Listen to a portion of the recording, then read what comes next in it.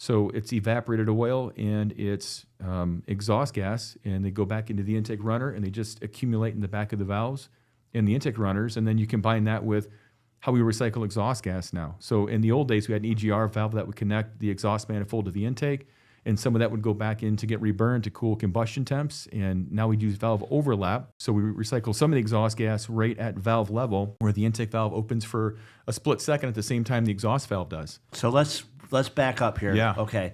EGR valve, exhaust gas recirculation. I remember this from college, right? Yeah. Nitrates of oxygen form after 2,500 degrees. Correct. So you want to cool combustion temps. You want to cool combustion temps. Yep. I'm saying this for the people listening. Yeah. Valve overlap. Valves open at the same time. You have the valves for a split second are open at the same time, so it's causing problems, backing up reversion through the intake runners, all types of stuff. The buildup causes irregular swirls, so you get your atomization of your gas not hitting your piston correctly and causing misfires and everything else like that. I'm trying to break it down so we're not talking way over people's heads. So if I'm talking shit, let me know and we'll go ahead and you can correct me anytime. We're on the same page, absolutely.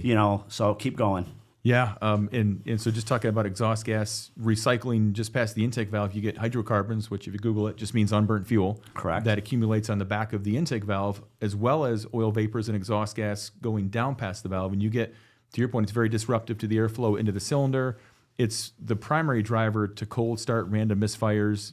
I think EcoBoosts are notorious for that, but not limited to. But that is the biggest issue. And manufacturers will talk about, I know GM's bulletins talk about, we can see drivability concerns in as little as 5,000 miles.